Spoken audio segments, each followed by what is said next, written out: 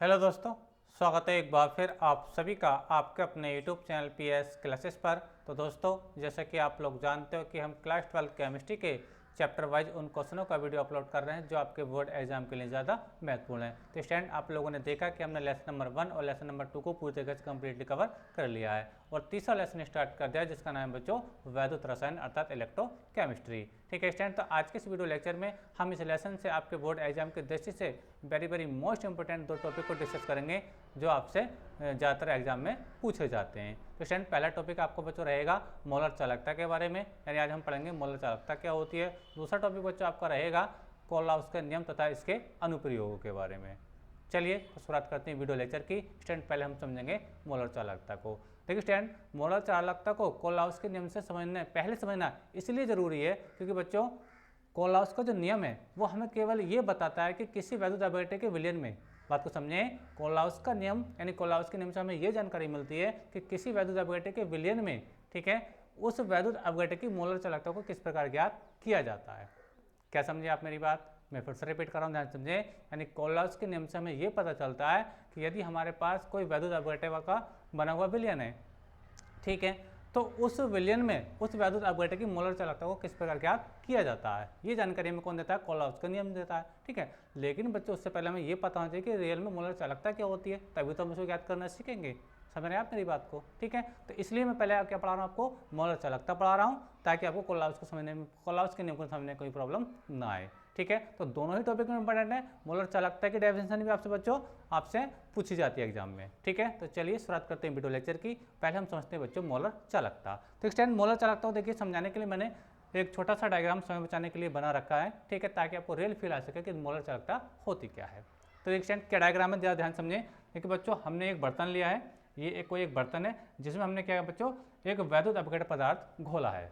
यानी कहने का मतलब मेरा बच्चों ये है कि वाटर है, वाटर के अंदर हमने क्या करा, कोई वैद्युत अपघटन जैसे NaCl है, HCl है, KOH है, NOH है, ठीक है, इनमें से किसी एक को हमने घोला है।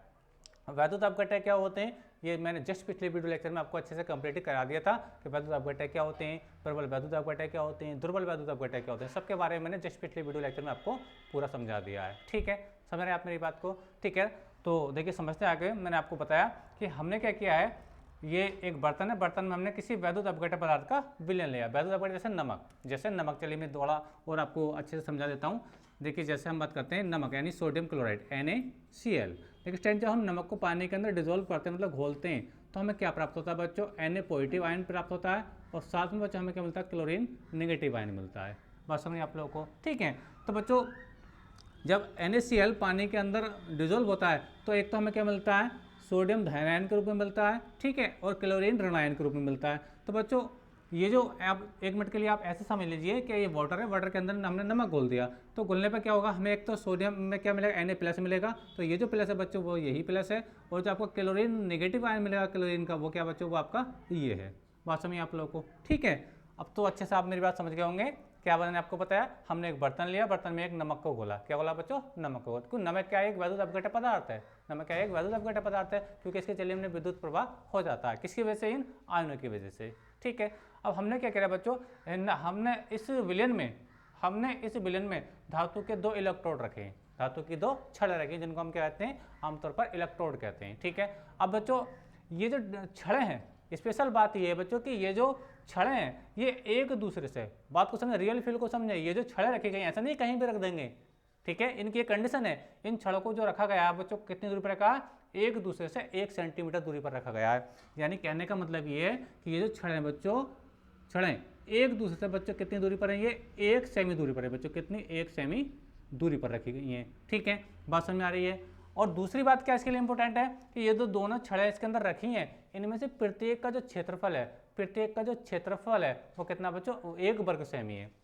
यानी अगर मैं बात करूं इसके और इसके दोनों के, अगर मैं एरिया की अगर बात करूं बच्चों, तो दोनों छड़ों का जो एरिया है, इन दोनों इलेक्ट्रोडों का जो एरिया बच्चों कितना? 1 वर्ग सेमी है। कितना बच्चों? 1 वर्ग सेमी है। बात समझिए आप लोगों को? ठीक है, अच्छा 2 बातें मैंने आपको बताई, कौन कौन सी? 2 इलेक्ट्रोड हैं, दोनों के बीच के डिस्टेंस है बच्चों कितने? 1 सेंटीमीटर है, और इनमें प्रत्येक का जो एरिया वो कितना बच्चों? 1 वर्ग सेमी है।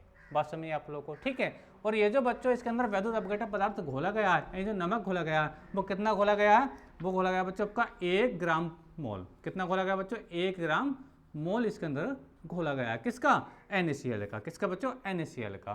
ठीक है, तो इस स्थिति में ये 3 स्थिति में आपको बता रहा हूँ। पहली, प्लेटों के बीच की डिस्टेंस, दूसरी आपको बताई मैंने इनके प्लेटों का यानी इलेक्ट्रोडों का एरिया, और तीसरी बात बताई मैंने वैद्युत अपघटक कितना अमाउंट घोला गया, केवल 1 ग्राम मोल इसके अंदर घोला गया है। तो इस अवस्था में ठीक है, इसकी जो वैद्युत अपघटक की जो चालकता होगी, बात तो समझे, इस अवस्था में ठीक है जो वैद्युत अपघटक की जो चालकता होगी वही क्या कहलाती है बच्चों, आपकी मोलर चालकता कहलाती है। क्या कहलाती है बच्चों, मोलर चालकता की। अब देखिए मैं इसकी डेफिनेशन को बता रहा हूँ। डेफिनेशन को कैसे बोलेंगे, देखिए 1 सेमी दूरी तथा 1 वर्ग सेमी, बात तो समझे, ये एरिया बता रही है, 1 सेमी दूरी तथा 1 वर्ग सेमी क्षेत्रफल वाले 1 वर्ग सेमी क्षेत्रफल वाले 2 समांतर इलेक्ट्रोडों के बीच, दो यानी ये छड़े रखेंगे एक दूसरे के, कैसे रखेंगे बच्चों, समांतर रखेंगे, कैसे रखेंगे, एक दूसरे के बिल्कुल पैरेलल रखेंगे। ठीक है, तो मैं फिर से रिपीट कर रहा हूँ अपनी बात को ध्यान समझे। 1 सेमी दूरी तथा 1 वर्ग सेमी क्षेत्रफल वाले 2 समांतर इलेक्ट्रोडों के बीच रखे विलयन में यदि वैद्युत अपघटक पदार्थ का 1 ग्राम मोल घुला हो, तो इस अवस्था में इसकी जो चालकता होगी, इस विलयन की जो चालकता होगी, इस वैद्युत अपघटक की कहलाएगी बच्चों मोलर चालकता कहलाती है। बात समझिए आप लोगों। चलिए मैं आपको लिख के समझा रहा हूँ, फिर इसका फार्मूला आपको बताने वाला हूँ। देखिए डेफिनेशन क्या लिखेंगे, देखिए स्टैंड 1 सेमी दूरी तथा 1 वर्ग सेमी या सेमी स्क्वायर क्षेत्रफल वाले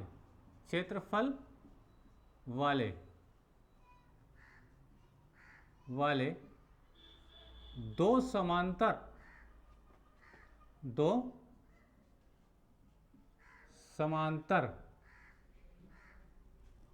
समांतर इलेक्ट्रोडों,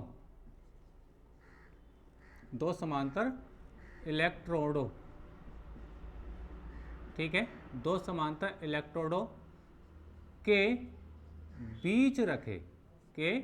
बीच रखे विलयन में, किसमें बच्चों, विलयन में यदि किसी वैद्युत अपघटक पदार्थ का, जैसे NaCl वगैरह, ठीक है, किसी वैद्युत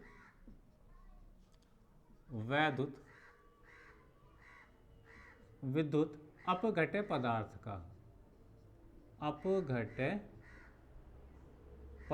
का कितना अमाउंट, 1 ग्राम मोल, 1 ग्राम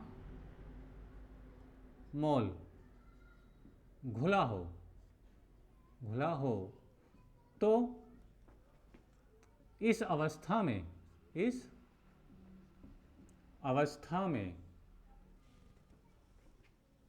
इसकी चालकता,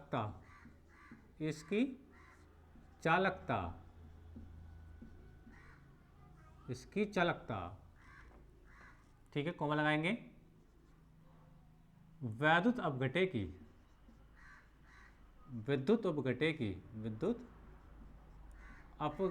की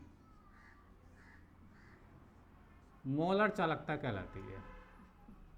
मोलर चालकता कहलाती है। ठीक है, और इसे लैम्डा m, या बहुत सारी बुकों में इसको ऐसे भी लिखा जाता है, ठीक है, से प्रदर्शित करते हैं।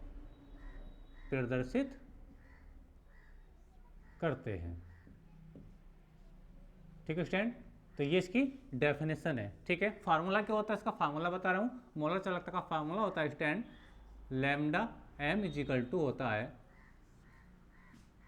कप्पा, ये के नहीं स्टूडेंट, कप्पा है, मल्टीप्लाई 1000 यानी 1000 अपॉन क्या होता है बच्चों आपका, अपॉन में होता है आपका m, क्या होता है m। ठीक है, अभी इनका मीनिंग बताऊंगा सबका क्या होता है। मात्रक होता है इसका सीमेंस मात्रा का स्टैंड इसका कई बार ऑब्जेक्ट टाइप में पूछा भी गया है, siemens semi square, sorry semi inverse. मात्रा क्या होता है स्टैंड? Siemens semi square. अब देखिए यहाँ पे ये जो के है, ये जो के नहीं है, कप्पा है। क्या ये? कप्पा। क्या बोलते हैं बच्चों इसको? कप्पा बोलते हैं। क्या बोलते हैं बच्चों? कप्पा बोलते हैं। ठीक है, कप्पा। ठीक है, क्या बोलते हैं इसको? विलयन की विशिष्ट चालकता कहते हैं। कहते हैं बच्चों इसको विशिष्ट चालकता कहते हैं, विलयन की विशिष्ट चालकता। विशिष्ट चालकता। और जो बच्चों आपका जो एम है, ये आपकी क्या विलयन की मोलरता है। जो एम क्या बच्चों? विलयन की मोलरता है, यानी मोलरिटी है। ठीक है स्टैंड, तो ये इसका फार्मूला होता है। उम्मीद करता हूँ मेरा यहाँ तक आपको समझ में आई होगी। हमने आपको क्या बताया? हमने एक विलयन लिया, ठीक है। विलयन हमने किसके लिया? वैद्युत अपघट्य पदार्थ जैसे NaCl वगैरह का लिया। नमक को हमने पानी के अंदर घोला, ठीक है। इसके अंदर हमने 2 इलेक्ट्रोड रखे, लेकिन 2 इलेक्ट्रोड कितने डिस्टेंस पर रखे गए बच्चों? 1 सेंटीमीटर दूरी पर रखे गए। और इन जब ये इलेक्ट्रोड हैं, ठीक है, तो इनका अपना कुछ एरिया भी होगा। तो इनमें प्रत्येक का जो एरिया होगा कितना बच्चों? 1 वर्ग सेमी है। कितना बच्चों? 1 वर्ग सेमी है, ठीक है। और इसमें जब नमक घोला गया, यानी वैद्युत अपघटन जो घोला गया, वो कितना घोला गया बच्चों? वो आपका केवल 1 ग्राम मोल घोला गया। तो इस अवस्था में इस विलयन की जो चालकता होती है, ठीक है, ये कहलाती है उस वैद्युत अपघटन की मोलर चालकता कहलाती है। इसे हम क्या लिखते हैं बच्चों? इसे हम लैम्डा एम, या बहुत सारी बुकों में इसको ऐसे भी डिनोट कर देते हैं, ठीक से प्रदर्शित करते हैं। फार्मूला होता है kappa is equal kappa delta M is equal to kappa multiply 100 by M. जहाँ के नहीं, कप्पा है, इसको बोलते हैं विशिष्ट चालकता विलयन की, ठीक है। और बच्चों ये जो अब एम है, ये आपकी विलयन की आप बच्चों मोल रहता है, ठीक है स्टैंड। तो उम्मीद करता हूँ यहाँ तक मेरी बात आपको अच्छे समझ में आ गई होगी स्टैंड, ठीक है। अब देखिए स्टैंड, हम बात करेंगे इससे आगे कोलहाउस के नियम के बारे में, कोलहाउस का नियम क्या होता है। तो चलिए अब आप यहाँ तक आप स्क्रीनशॉट ले लीजिए, हम इससे आगे की बात करते हैं, ठीक है। चलिए तो स्टैंड हेडलाइन आएंगे कोलहाउस का नियम, ठीक है। थोड़ा मैं इसको रब किए लेता हूँ। कोलहाउस का नियम याद रखें, आपके एग्जाम की दृष्टि से बच्चों मोस्ट इंपोर्टेंट टॉपिक है कोलराउस का नियम। क्या कहता है?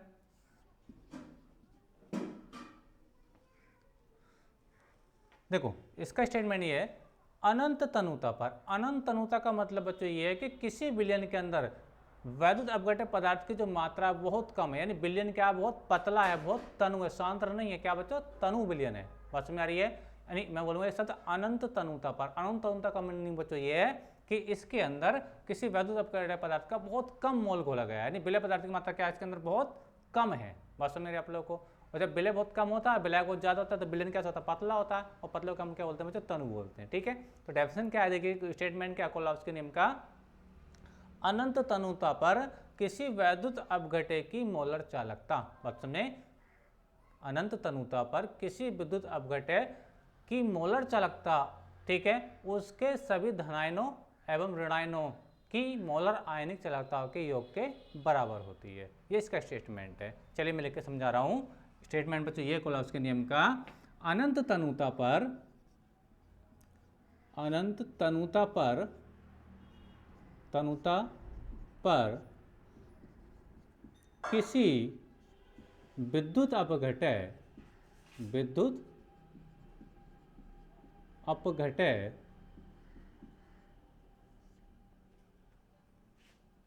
पदार्थ की मोलर चालकता, मोलर चालकता यानी delta M, sorry lambda M, molar चालकता यही है, ठीक है, उसके, चलो विलियन में उसके ऐसे लिख लेते हैं, विलियन में उसके, विलियन में उसके सभी धनायनों, धनायनों तथा ऋणायनों, ऋणायनों की मोलर, मोलर आयनिक चालकताओं, मोलर आयनिक चालकताओं के योग के बराबर होती है, योग के बराबर होती है। ठीक है स्टूडेंट, चलिए आगे समझाते हैं। देखिए अगर NaCl की बात करें तो NaCl कैसे डिजोल्व होता है। NaCl जब हम वाटर के अंदर हम घोलते हैं तो बच्चों क्या मिलता है हम लोगों को मिलता है बच्चों Na पॉजिटिव आयन मिलता है और साथ में बच्चों आपको क्लोरीन निगेटिव आयन मिलता है। ठीक है, अब इसमें कोलाउस्की नेम से कैसे लगाएंगे। देखिए लैम्डा इन्फिनिटिव, ये इन्फिनिटी क्यों लगा रहा हूँ, मैंने अनंत बोला शब्द जो आया और m ही आ गया। ठीक है स्टूडेंट, लेकिन मैं NaCl याद करता हूँ तो m की जगह में चलो मैं समझाने के लिए यहाँ पे क्या लिख देता हूँ, NaCl लिख लेता हूँ, NaCl। ठीक है स्टूडेंट, यानी NaCl की मोलर सांद्रता है ये।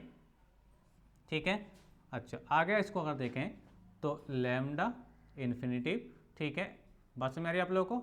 तो ये मोलर, लेकिन यहाँ ये पे क्या Na प्लस है तो क्या लिखेंगे यहाँ पे बच्चों, आपका Na प्लस लिखा जाता है। ठीक है, साथ में प्लस क्योंकि योग हो रहा है तो इसे सम करना पड़ेगा, लैम्डा इनफाइनाइट। ठीक है, m किसकी मोलर सांद्रता, Cl माइनस की, Cl माइनस की स्टैंड। तो ये इसका स्टेटमेंट है बच्चों, ये इसका एग्जाम्पल भी यहाँ पे आप दे सकते हैं। यानी कोलाउस्की नेम को आपसे उदाहरण के साथ पूछा जाए तो इसका बच्चों ये एग्जाम्पल की जगह ये चीज़ काम करेगी स्टैंड। ठीक है, पसंद है आप लोगों को। ठीक है, मैंने कुछ नहीं किया, NaCl का विजन दिखाया, NaCl को मैंने यहाँ पे लिखा, Na पॉजिटिव भी आ गया, Cl माइनस आ गया, दोनों का इनका देखो सम भी हो गया। मैंने कहा ना उसके सभी धनायनों तथा ऋणायनों के मोलर आयनिक चालकता के योग के बराबर होती है, तो योग हो तो रहा है, देखो ऐड भी हो रहा है। बात सुनिए आप लोगों को। बच्चों आप यहाँ का तक का स्क्रीनशॉट ले लीजिए। ठीक है, अब मैं इसको रब करके मैं आपको इसके अनुप्रयोग पढ़ाने वाला हूँ। चलिए इसका स्क्रीनशॉट ले लीजिए।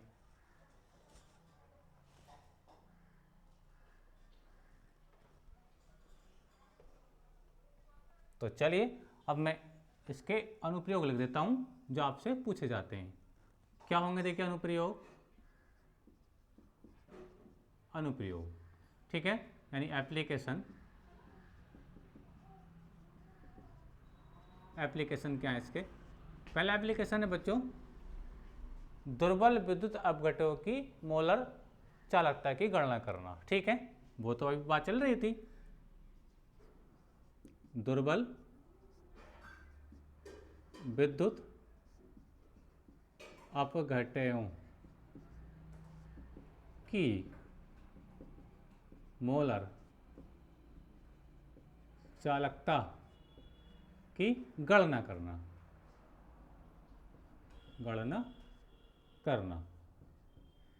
ठीक है, और दूसरा अनुप्रयोग इसका ले सकते हैं।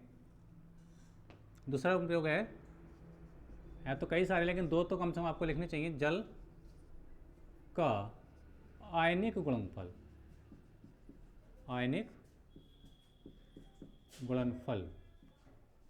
का मान ज्ञात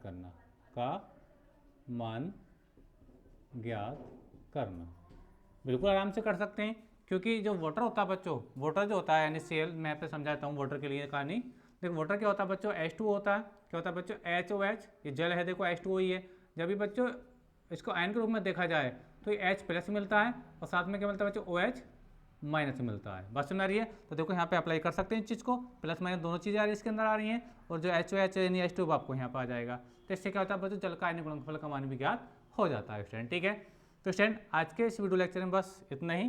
तो उम्मीद करता हूँ कि वीडियो लेक्चर बच्चों आपको अच्छा लगा होगा, और वीडियो आपको अच्छा लगा तो प्लीज़ कमेंट करके जरूर बताइए। चैनल पर नए हैं तो चैनल को सब्सक्राइब कर लीजिए। मिलेंगे नेक्स्ट वीडियो में किसी नेक्स्ट टॉपिक के साथ, तब तक के लिए धन्यवाद, बेस्ट ऑफ लक। अब बच्चों आप इसका स्क्रीनशॉट लेकर अपने नोट्स में कॉपी कर लीजिए। मैं आपसे फिर से कह रहा हूँ, आपके बोर्ड एग्जाम के दृष्टि से बच्चों दोनों ही topic very very most important है, इनका तैयारी जरूर करके जाएँ। थैंक यू, धन्यवाद, बेस्ट ऑफ लक।